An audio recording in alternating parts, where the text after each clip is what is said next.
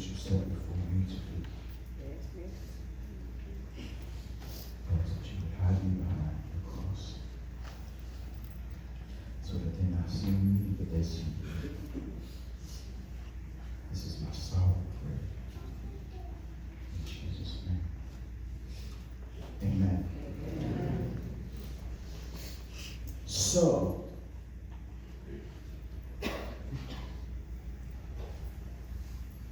I'm sorry. Hold on a second. I'm going to read you like Chee would. Because Chee is the first to ever have me stand in this position in dress down clothes. I have on my sneakers and a t-shirt. Only for Chee. So what's good, family? That's how he would greet y'all, right? If he was standing here in front of you right now, and to his older statesmen, you already know, he would say, "What's goody, OG?" So to all the OGs in the building, "What's goody?" Yeah. And to the ladies in his life, he called them by name. So I can't start calling names or else I get in trouble. So, greetings to you guys. Woo! You got a hard one, Uncle B. Thanks, Chee. I know you gave me a task, and I'll get it done.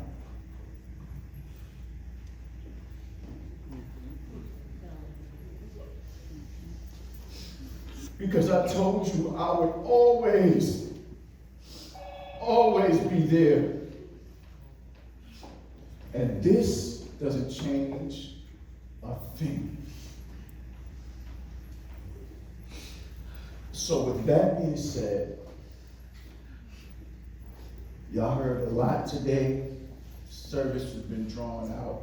I've got 4 points. 4 things I would like to share with you from my heart.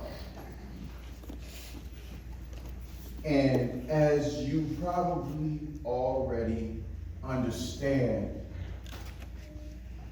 and you can probably already feel what a deserving title for a subject would be love. See, before I saw any of the programs, before I heard any of the things that people were saying, before any of this happened, when everything happened, all I could think of was love. And so, it's such a broad topic. There are so many different forms of love. So I'm only going to talk about 4. Y'all hold me to it. Y'all hold me to it. If I veer off, y'all say, "Hey, reel it in." Or like Juan was say, "Come on, OG, what you talking about?" So, with that being said, the first one is philia. It's better known as affectionate love. This love is like the way Chee felt for the riders and his people from the north. Harvard North, that is. And so, the people he really respected and those he admired, all of these people have a common denominator. All of the riders had a common denominator. All of the people from Harvard North had a common denominator. All of the people in this building had a common denominator, and that was Chee, Quan Chee. They may not have all started out together, however, they all came together because of the philia type of love that Quan Chee Are you following me so far? All right, let's move on. This kind of love will keep the riders together. This kind of love will keep those that came from his neighborhood together. Because the philia of Chee was that kind of love. That kind of love was a bond that is unbreakable. Unto his last days, he loved each and every one of you. And he showed you in his very own way. When he communicated with you, when he came by and he showed you his new shirts, he showed you his new gear, he might have threw something at you and say, yeah, hold that. That's for you. That's the way Quan would do it. So I want y'all to go ahead and shout with me, long live Chee. Long live Chee. So, for those of you who need scripture to back it up, let's look at 1 John 3 and 16. Not the John 3 and 16 that you guys are used to hearing all the time. This one is, by this we know love, because he laid down his life for us. And we also ought to lay down our lives for the brethren. However, the 18th verse is the kicker for me. Because it says, my little children, let us not love in word or in tongue, but in deed and in truth. And by this we know that we are of the truth, and shall assure our hearts before him. Chee was an example of the philia to all of us in his circle. Point number 2, and I'm almost halfway done, y'all. This kind of love is called storge love. Storge love is a familial love. This is the type of love a family feels for each other. More importantly, it is relatable to that of parental love to his or her children. You all heard everyone speak about how his mom loved him and how his dad loved him and how his aunts and uncles loved him. Those were parental type of love. And how else could he turn around and give a parental type of love to anyone except he saw it? However, this is the kicker for me, you guys. Quan saw it and multiplied it. He saw it and multiplied it. I began to see when he started to love on Zuri, a love that even made me look at the way I love mine. And I love mine hard. I will go anywhere and do anything for them. And Quan would beat me there if he had to do anything and everything for Zuri. That is a familiar type of love. That's the kind of love where Ma Dukes could turn around and talk to him and he could say, come on, Ma, I got you. That's the kind of love where he could talk to his OG and be like, what up, Dad? I got you.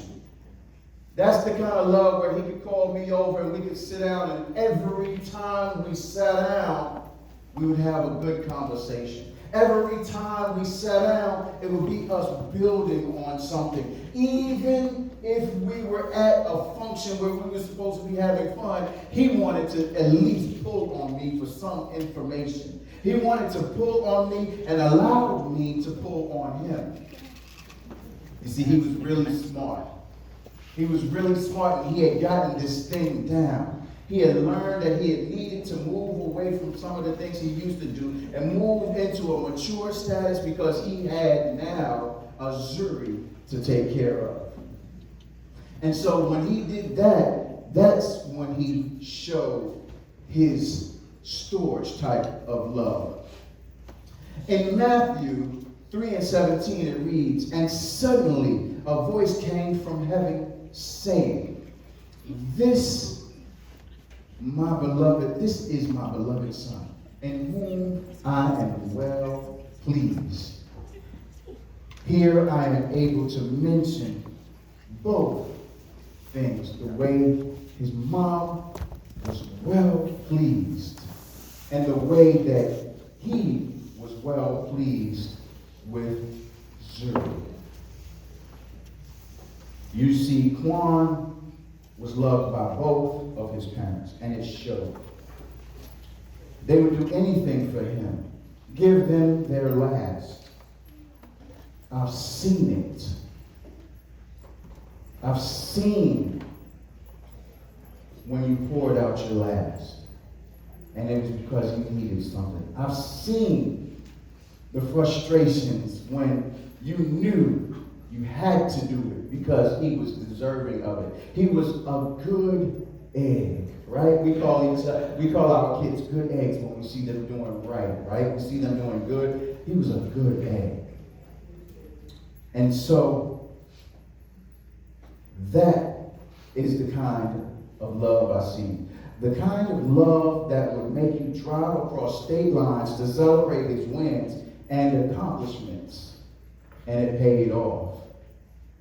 Yeah, you see, Zuri received that same kind of love, tender love, caring love. Usually young men aren't as nurturing as Quan was. He was that way with all of the kids that were in his life. So what would make it any different when he actually became a father? He was a great giver. He took pride in his gifts that he gave. And you already heard somebody say something about him not wrapping them. Well, now we have a new tradition because we probably ain't going to ever wrap Christmas gifts no more, right? Because that's the way he would do it. However, his gifts had so much thought to them, right? He gave us these gifts and he took pride in them. Very thoughtful, meaningful gifts. Even if it was a rush gift. Like, who does that?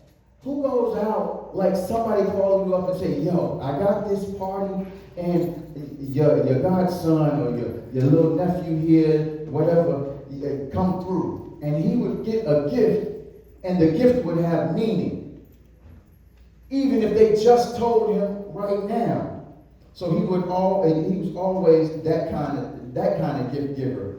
And so we always yelled at him, like my daughter said, because the kids, they would get the noisiest or the messiest gifts just because he wanted to make us laugh. He wanted to start something. He always had something that he had under his sleeve. Now he gave the best regular gifts, and then he would give a prank gift or something like that. And so one time, he had brought, for my daughter's daughter, he brought slime. And we were like, yo, you are not sending her home with this slime stuff that's getting ready to get all over this carpet, and then we got to clean it up. And she was like, yeah, what my daddy said. And he was like, all right, just wait until you go to sleep. Or wait until they go to sleep. Then you can play with it. And she heard him say it. She said, you better not play with that. That's the kind of jokester he was. And so he would also say, they good, let them play with it. Or something like that, because he loved to laugh and smile. Side note, and like I said, I'm almost through. His smile was so infectious. Like, he smiled and it lit up the room. You could see his smile through the phone when he was talking to you. You could see his joy and his sight and excitement just through his laugh. So I know I'm rambling on because there is so much I could stand here and tell you about Quan and Chee.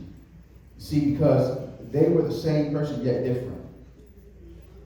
Quan went through an evolution and Chee was birthed. It wasn't something like he just came up with a name and this is what happens when you come up with a name, or he had a nickname he liked, because all of the other nicknames didn't stick. This one stuck because it was him. He embodied Chee. And so, because he lived life the way he wanted to, and he enjoyed it, that's why he could be called Chee. My bad, all right, I'm going to reel back in, I'm going to get back to love. I apologize. I told y'all supposed to reel me back in, right? So, I'm at point number 3, right? And that's agape love. You see, this love is special. This love, I would dare say, is one of the most special loves. This love is the kind of love as we strive to attain and show as Christians, because it's a universal love. It's a selfless love for others. It involves being altruistic and caring more for others than yourself. You see, Quan loved his siblings unconditionally. He would do anything for them if they asked. It might have taken some effort on their behalf to get him to do it. However, he would do it. He just liked to play with them and give them a hard time, playfully. He literally would give you the shirt off of his back or the shoes off his feet. Well, maybe not the shoes that he was wearing at the time, but he would give you some shoes if you needed some shoes. I'm joking. I just heard him say, "Not the shoes,